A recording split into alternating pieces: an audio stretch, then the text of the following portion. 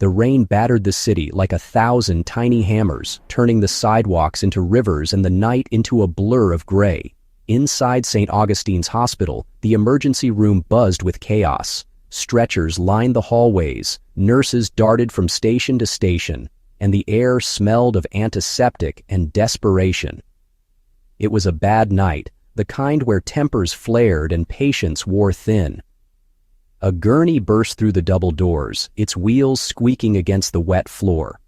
Lying atop it was a man soaked to the bone, mud caked across his torn clothes, a gash bleeding freely from his temple. His hair was matted, and his face was almost hidden behind a scraggly beard. A paramedic called out his stats. Unresponsive. No ID. No insurance card.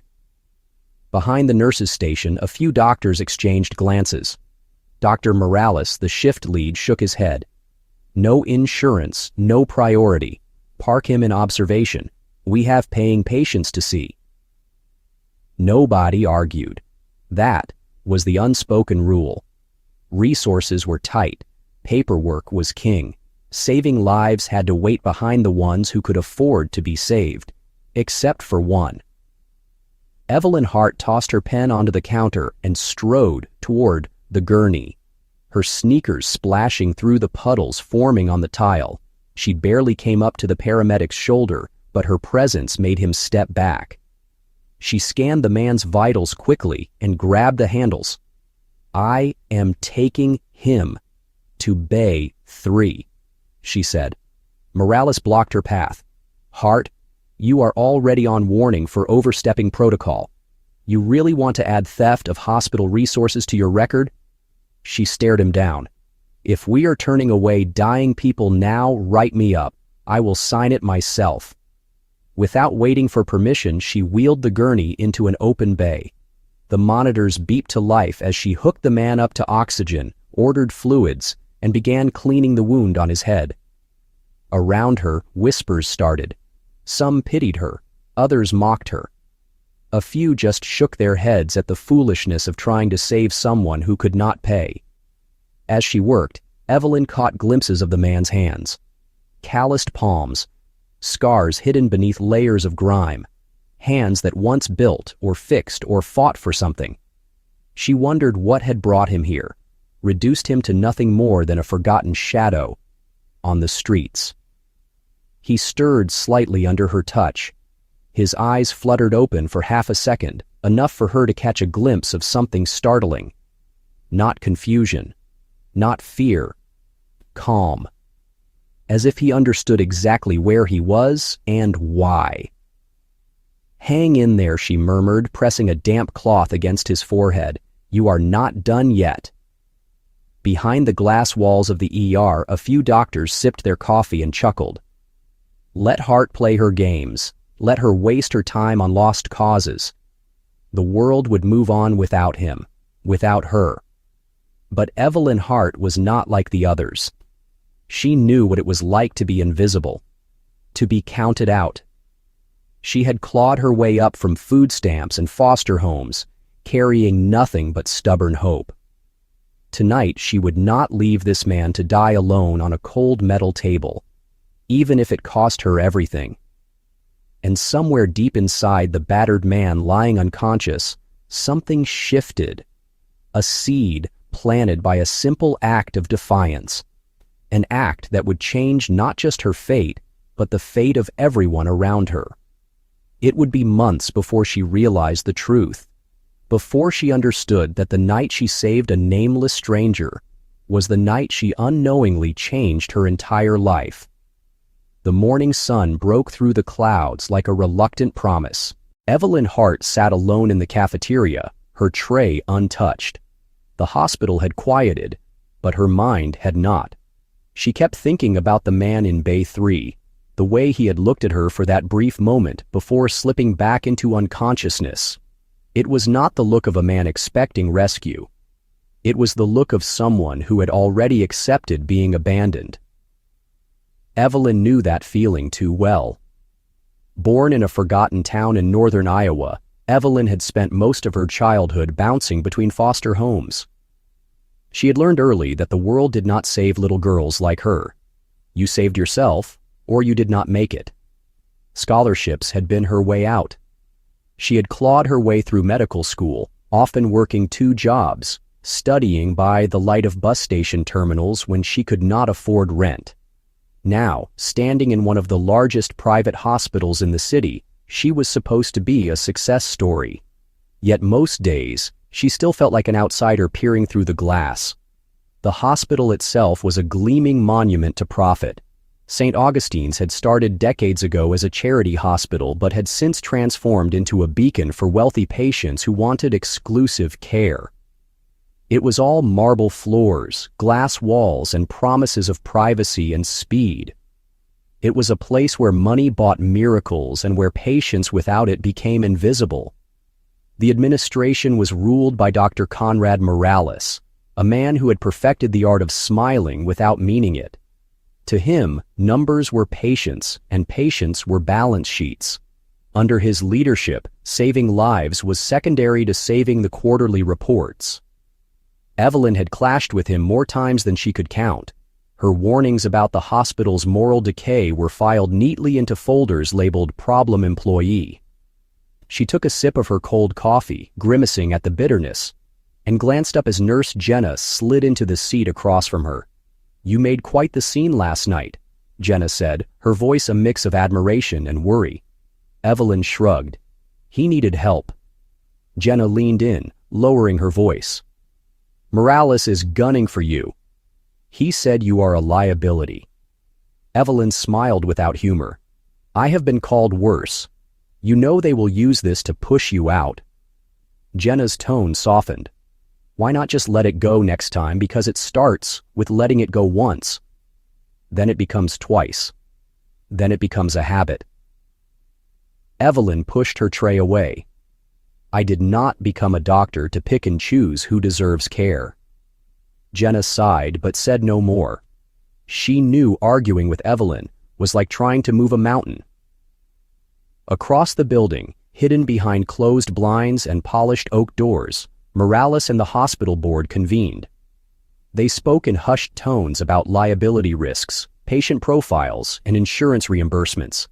In their world, saving a man like the one Evelyn had dragged into Bay 3 was not charity. It was financial malpractice. Meanwhile, in Bay 3, the man known only as Sam stirred. His injuries were healing faster than expected. The bruises on his ribs were still tender, but the gash on his head had begun to knit itself closed. The nurses assigned to him treated him with distant professionalism, the kind reserved for patients unlikely to bring positive Yelp reviews or hefty donations. Sam spoke little. When he did, his voice was hoarse, his words measured. He thanked the nurses. He never asked for special treatment. He never demanded anything. If anything, he seemed almost amused by the chaos swirling around him. Evelyn visited him twice a day, each time checking his vitals, adjusting his IV, chatting with him about nothing and everything. She found herself drawn to his quiet presence, the way he listened intently, the way his eyes seemed to see more than he let on. One evening, as she changed his bandages, Sam asked, "Why do you stay here?" She frowned, caught off guard. "At the hospital, at a place that does not value you." Evelyn smiled tightly. Somebody has to remember why hospitals were built in the first place. Sam watched her for a long moment. Then he said something that stayed with her. "The world does not change because you fight it. It changes because you love something enough to refuse letting it die." She laughed softly, brushing a strand of hair behind her ear. "That is a lovely thought. But it does not pay the bills." "No, it does not," he agreed. "But maybe it pays something better." In the days that followed, the hospital seemed to grow colder around her. Morales increased her patient load. Administrators nitpicked her reports. Rumors floated through the halls that she would be let go once the fiscal quarter ended. Evelyn met each day with grim determination.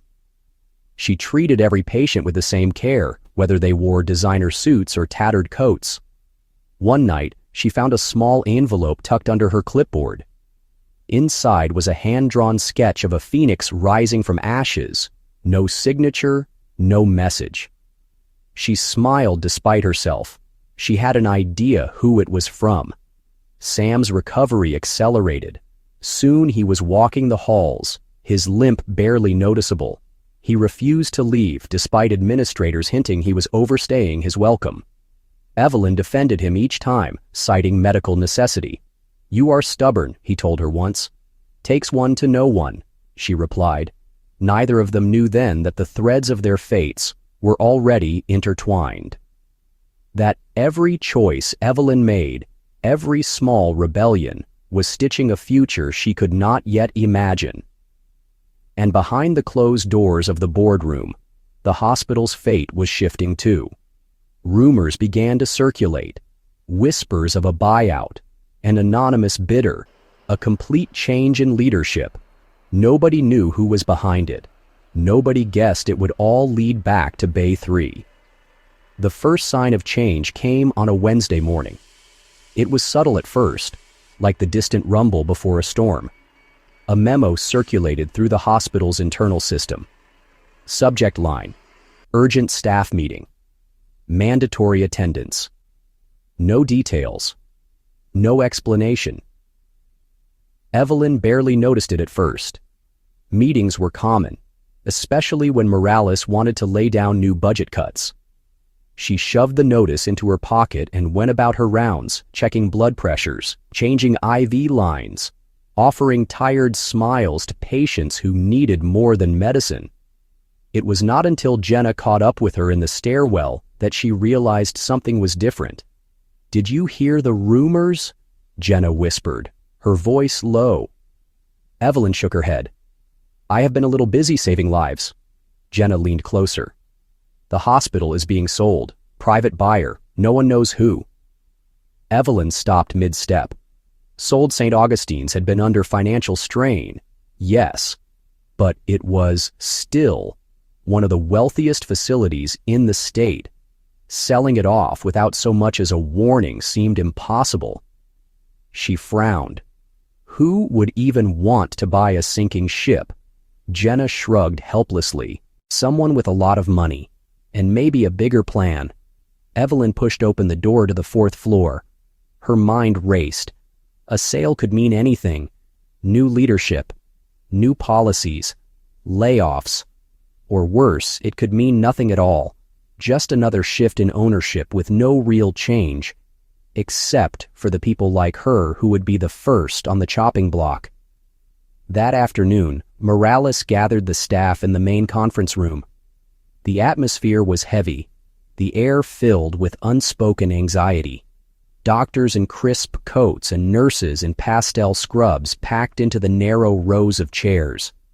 Morales stood at the podium, his face as polished and unreadable as ever. "Effective immediately," he announced. "St. Augustine's Hospital has been acquired by a private investor. He will be assuming operational control over the next 60 days. There will be changes, but rest assured, they will be positive ones." His smile tightened. "We expect all staff to demonstrate professionalism during this transition." Someone raised a hand. "Who is the new owner?" Morales hesitated for a fraction of a second, then answered, "He prefers to remain anonymous for now." Murmurs filled the room. Evelyn exchanged a glance with Jenna, both sensing that whatever was coming, it would not be simple. In the days that followed, the hospital buzzed with speculation. Some said it was a pharmaceutical tycoon. Others claimed a billionaire looking for tax write-offs. Evelyn tried to ignore the rumors. She focused on her patients, on the small acts of kindness that still mattered. But the pressure was mounting. Morales began scrutinizing her charts, questioning her treatment plans, micromanaging every decision. It was clear he wanted her gone before the new owner officially took charge. The final blow came a week later. Evelyn was summoned to Morales' office. She expected the usual reprimand. What she got instead was a termination notice. Effective immediately, no severance, no appeal. The reason given was vague. misuse of hospital resources, failure to adhere to administrative protocols. In other words, saving the wrong person at the wrong time.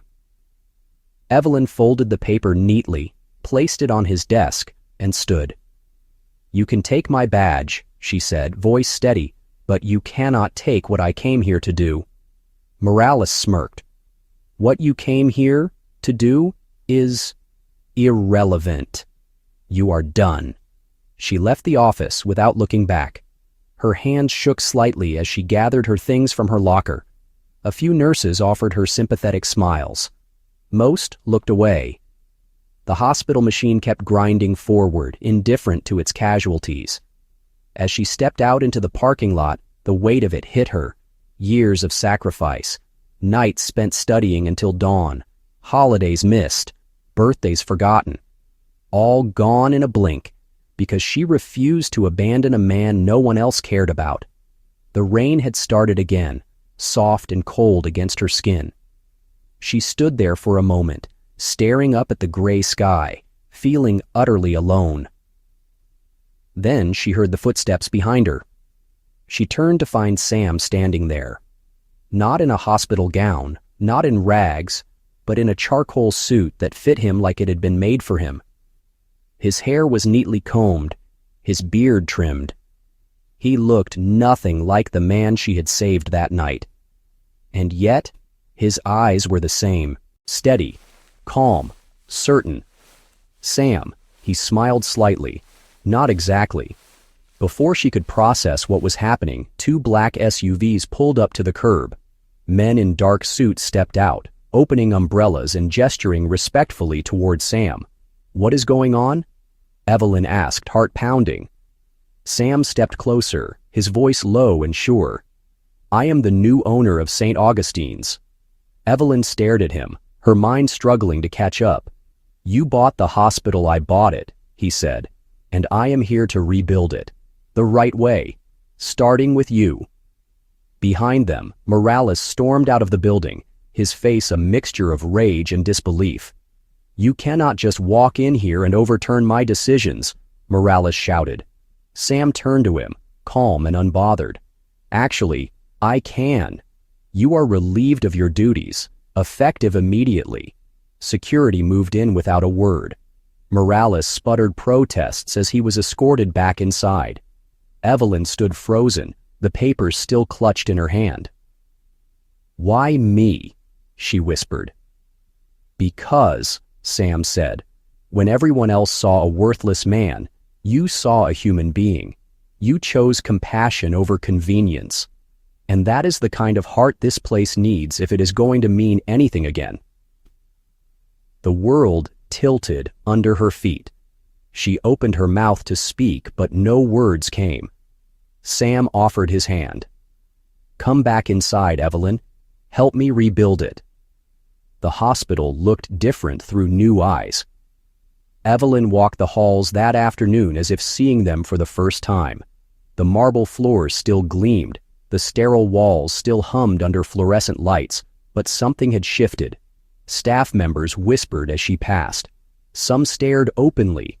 Others looked away, unsure what to make of the woman who had defied the system and somehow survived it.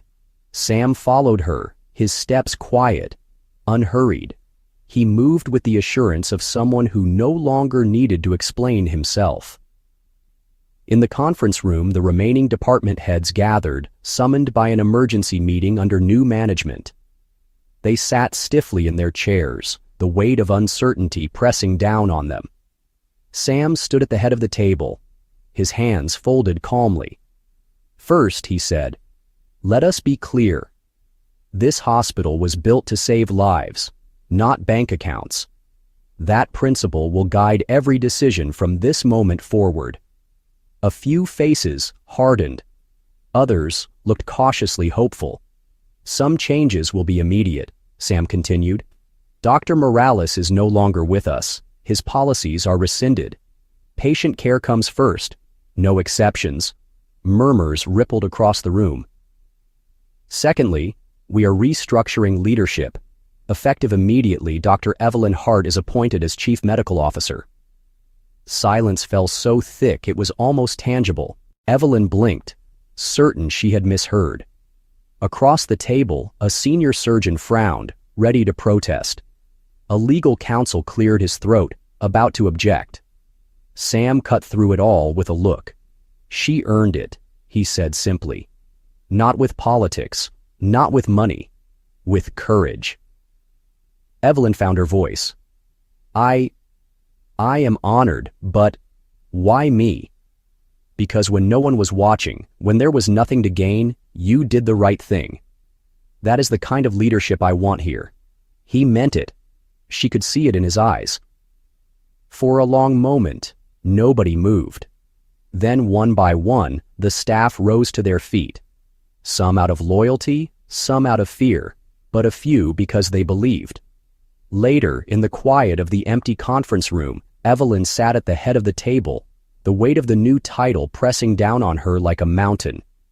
Sam leaned against the doorframe, watching her. "How does it feel?" "Terrifying," she admitted. He smiled. "Good. If it did not scare you, it would not be worth it." She studied him then, really studied him. The suit fit him, yes, but it did not define him. There was a quietness to him, a restraint born from knowing too much and saying too little. "Who are you really?" she asked. His smile faded into something softer. "I used to believe power was about control, owning things, commanding people." He looked out the window, lost for a moment. "I lost everything once. My family, my health, my reputation. I walked away from it all because I realized I had built my life on the wrong foundation. And now I am building something that matters." He turned back to her. "And I want you to be part of it." The confession hung between them like a fragile thread. Over the next few weeks, changes rippled through the hospital. Policies shifted. Patients who had once been turned away were now welcomed.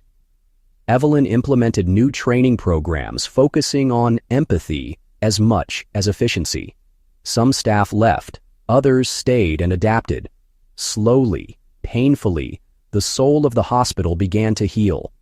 And through it all, Sam remained close but distant, offering guidance but never overstepping. He respected her authority, her autonomy. He never once used his power to corner her or demand anything. It was that restraint that undid her. Late one evening, after a particularly brutal shift, Evelyn found herself standing outside on the hospital's rooftop, the city sprawling below her like a tapestry of broken lights. She needed air, space, something to remind her that she was still a person and not just a title. She heard footsteps behind her, but did not turn. She knew who it was. "Tough day," Sam said. She nodded. "Want to talk about it?" "Not really." They stood in silence for a while, the wind tugging at her hair, carrying the scent of rain. Finally, she spoke. "You could have chosen anyone to run this place. Someone with experience, someone polished. Why risk everything on me?" He was quiet for a long time before answering. "Because when I was lying in that bed, broken and forgotten, you saw me. Not what I could offer, not what I represented, just me." She turned to face him, her eyes searching. "And what do you see when you look at me?" He smiled, but it was not the charming smile of a businessman. It was something raw, unguarded. "I see the bravest person I have ever met." Her throat tightened. She looked away, blinking back the sudden sting in her eyes. "Do not say things you do not mean," she whispered. "I do not waste words, Evelyn. Not anymore." The distance between them shrank, not with movement, but with understanding. She felt the gravity of him, the steadiness, the patience. He stepped closer, so close she could feel his warmth. "I know it is crazy," he said, voice low, "but if I asked you something completely insane right now, would you at least consider it?" She laughed softly, shakily. "That depends on how insane. What if I asked you to take a leap of faith with me?" Her heart pounded so hard she thought it might crack her ribs. "You do not even know if I am the right person for you," she said. He smiled, tilting his head slightly. "That is the thing about faith. You leap first. You find out on the way down." For the first time in years, Evelyn let herself imagine a life not ruled by fear, not weighed down by expectations. A life where she was chosen not because she was useful or impressive, but because she was seen. She looked at him, really looked, and made her choice. "You are serious as a heart attack." She exhaled slowly, feeling the fear drain from her bones. "Then, take off your jacket," she said. He blinked. "What?" "If you are serious, take off the armor.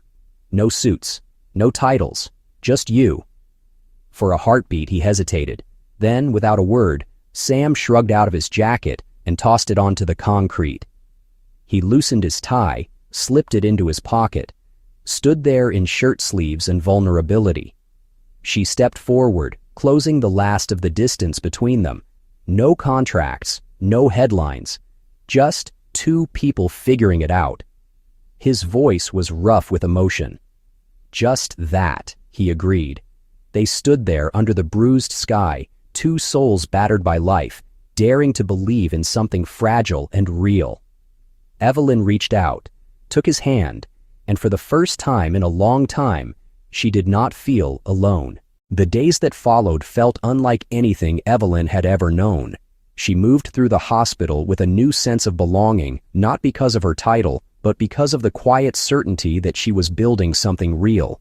The walls that had once felt like barriers now seemed to breathe with her steps. Sam kept his distance publicly, never favoring her in front of others, never using his authority to shield her. Instead, he supported her in the ways that mattered most, listening, trusting her decisions, challenging her when necessary, but always with respect. They worked side by side to rework policies. Together, they rewrote the hospital's mission statement, making it about lives, not ledgers. Evelyn spent long nights poring over staff schedules, fighting to find ways to make shifts more humane. Sam sat across from her, sleeves rolled up, quietly running numbers, helping where he could. Despite the progress, whispers followed them. Some were harmless, born of curiosity. Others carried venom. "She is playing him. She is just ambitious. He thinks with his heart, not his head. She will ruin him." The rumors seeped into the corners of her mind late at night when the exhaustion dulled her defenses. Doubt whispered that maybe she had stepped into something too big, too complicated. Maybe she was nothing more than a pawn in a story too grand for her. One evening, after a brutal 12-hour shift, Evelyn found herself standing outside a diner 2 blocks from the hospital. It was small and old, the neon sign flickering uncertainly. Sam was already inside, seated at a corner booth, a cup of coffee in front of him. He looked up when she entered and smiled that quiet smile that seemed meant only for her. "You look tired," he said gently. She slid into the booth across from him. "I am tired." They sat in companionable silence for a while, the clatter of dishes and low hum of conversation filling the space between them. Finally, she spoke. "They think I am using you." He stirred his coffee slowly. "Are you—" She looked at him, hurt flickering across her face. "Of course not." "Then it does not matter what they think. It is not that simple." "It is," he said calmly. "They do not get to define you, or us." She looked down at her hands, feeling the weight of the world pressing against her shoulders. "Sometimes it feels like it would be easier to walk away." Sam reached across the table and took her hand, his touch warm and steady. The easy thing is not always the right thing. For a long moment, she just held on to him, anchoring herself in that simple truth. They finished their coffee in silence, paying the check with cash, slipping out into the night like any two ordinary people. No titles, no expectations. Sam walked her back to her car, his hand brushing against hers occasionally, neither rushing to close the distance nor pulling away.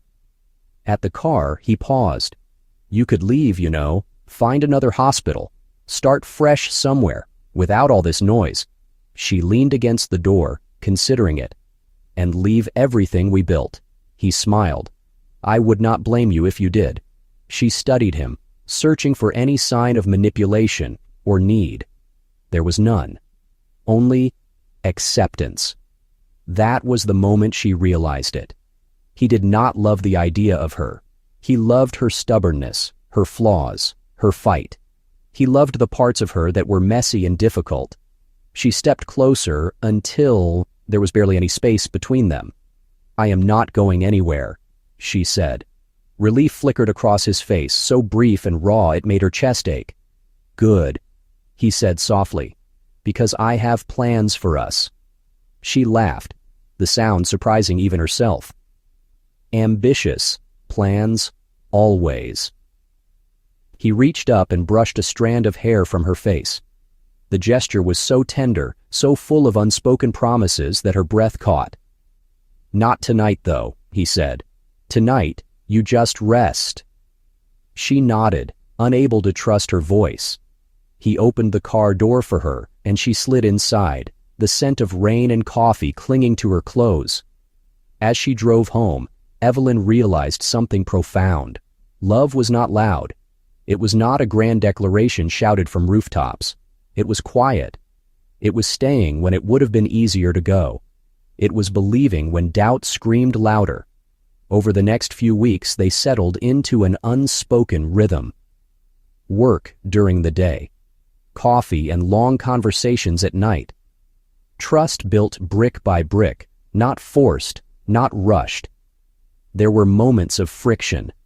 She hated when he tried to shield her from board meetings. He hated when she took on too much and burned herself out. But they learned to bend instead of break. One night, as they sat on the rooftop again, Sam turned to her. You know what the hardest part was.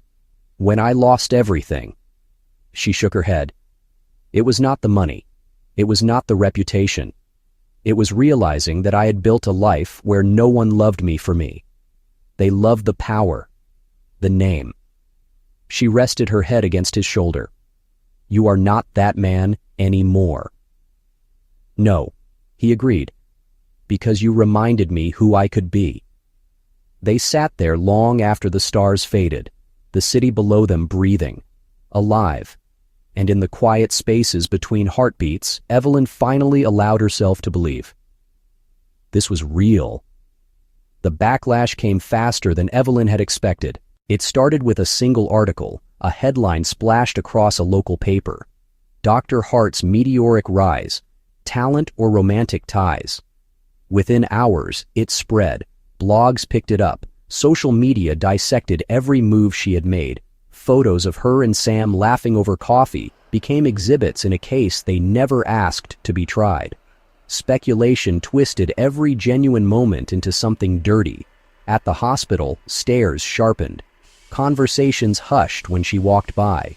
A few patients canceled their appointments, citing discomfort. Even among those who supported her, the question lingered, unspoken but heavy in the air. Had she earned her place, or had she simply captured the right heart? Evelyn tried to keep her head high. She buried herself in work, pushing herself harder, staying longer hours, demanding more from herself than anyone else dared ask. But no matter how many lives she touched, the doubt gnawed at her. One afternoon, after another brutal meeting where the board hinted she might be too much of a liability, Evelyn found herself sitting in her car in the parking garage. The keys dangled from the ignition, untouched. She stared through the windshield, seeing nothing. Maybe they were right. Maybe she had not escaped her past after all. Maybe she was still that girl no one wanted, desperately clawing for a place at the table, always feeling like an imposter. Her phone buzzed. Sam's name lit up the screen. She let it ring. She needed to think, to breathe, to remember who she was without the noise. That night, she packed a small bag, just enough for a few days. She left a note on her kitchen counter, a simple message, scrawled in tired handwriting. I need time. She drove for hours with no destination in mind. The city fell away behind her, replaced by fields and open sky. Eventually, she pulled into a small roadside motel, the neon sign buzzing faintly above the door. Inside, the room was simple: a bed, a chair, a window with a view of endless darkness. She collapsed onto the mattress fully clothed, exhaustion pulling her under like a tide. When she woke, the sun was bleeding into the sky. She sat by the window, sipping cheap coffee from a styrofoam cup, watching the world wake up. She thought about everything she had built, about the patients who trusted her, about the staff who looked to her for strength, about the hospital that had begun to remember its soul. And she thought about Sam. He had never asked her for anything, never demanded her loyalty, her affection, her allegiance. He had only offered his hand and waited to see if she would take it. He had loved her enough to let her walk away. Tears blurred her vision. She set the cup down carefully, breathing through the ache in her chest. She realized then that she was not running from the world. She was running from herself, from the fear that she might not be enough, from the terror that if she stayed, she would fail not just Sam, but herself. But courage, she remembered, was not the absence of fear. It was choosing to move forward despite it. She packed her bag again, her movements steady, certain. Back in the city, the hospital moved on without her. Sam respected her silence, never once trying to chase her down. He trusted her to find her way back on her own terms. When Evelyn walked through the hospital doors 3 days later, no announcement was made. No celebration waited for her. She simply slipped into her office, hung her coat on the back of the chair, and began working through the backlog of patient files. Hours later, a soft knock sounded at the door. "Come in," she called without looking up. The door creaked open, and Sam stepped inside. He carried no grand gestures, no demands, just a quiet hopefulness that made her chest tighten. "You came back," he said simply. She stood, heart pounding. "I had to choose," she said, "between fear and faith, between believing what they say and believing what I know." "And what do you know?" She crossed the room slowly until she stood before him. "I know that what we have is real. I know that you saw me when no one else did. I know that I want to build something that lasts, not just for the hospital, but for us." His eyes glistened with unshed emotion. "I never wanted to be your escape, Evelyn. I wanted to be your home." She reached for his hand, lacing her fingers through his. "You are." In the quiet of that office, surrounded by paperwork and broken dreams stitched back together, Evelyn made her choice. Not because it was easy, not because it was safe, but because it was real. The first real test came sooner than either of them expected. Late one evening, an emergency alert lit up every screen in the hospital. A bus carrying children on a field trip had collided with a tanker truck on the interstate. Dozens were injured. The nearest trauma center was hours away. St. Augustine's would be their only hope. The staff moved like a single organism, snapping into action. Triage stations were set up in the parking lot. Every available doctor, nurse, and technician reported for duty. Evelyn moved among them, her voice clear and steady, barking orders, organizing chaos into something that resembled hope. Sam worked beside her, not as an owner, but as a man willing to do whatever was needed. Fetch supplies, carry gurneys, hold a trembling child's hand. Hours blurred into each other. Bloodied faces, shattered bones, screams that tore through the night. And through it all, Evelyn remained a pillar of calm, a lighthouse in the storm. When the last child was stabilized, when the floors had been mopped clean of blood and the exhausted staff began to slump against walls, Evelyn finally allowed herself to breathe. She found Sam leaning against the nurse's station, a coffee in his hand, looking as drained as she felt. Without a word, she walked to him and buried her face against his chest. His arms came around her instantly, holding her together when she no longer had the strength to do it herself. They stood like that for a long time, the hum of the hospital quieting around them.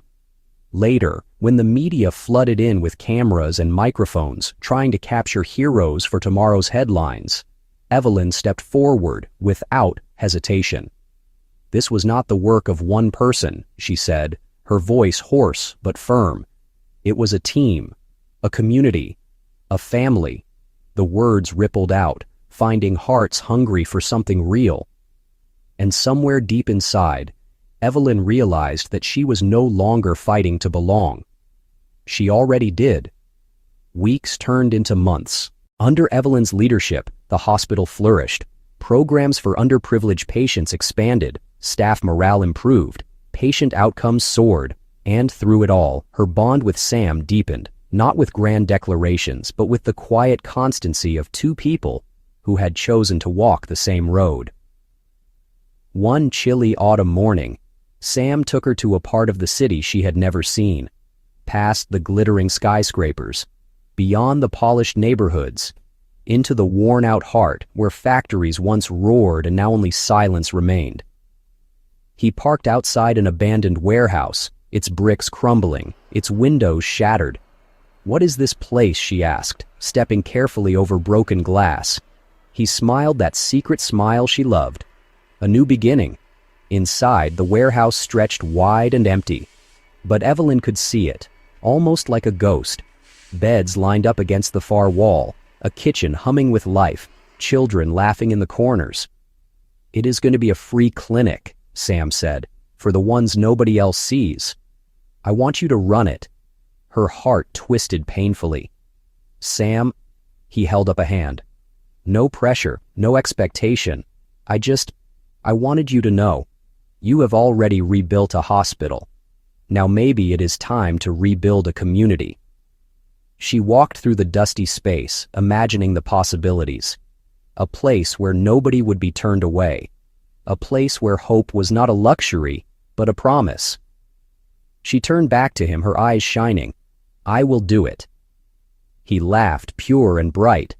"I hoped you would say that." They sealed the promise with a kiss, not rushed, not desperate, but sure.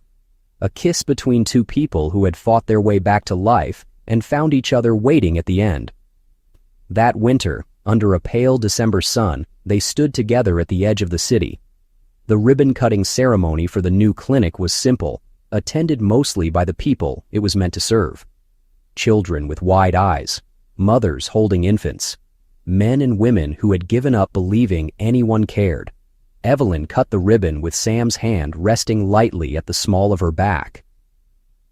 "Welcome," she said into the microphone, "to a place where you are seen, where you are valued, where you are loved." The crowd erupted into applause, raw and real. Later that night, after the crowds had drifted away and the city had wrapped itself in quiet, Evelyn and Sam sat on the front steps of the clinic, sipping cheap coffee from paper cups. He bumped her shoulder gently. "You look happy."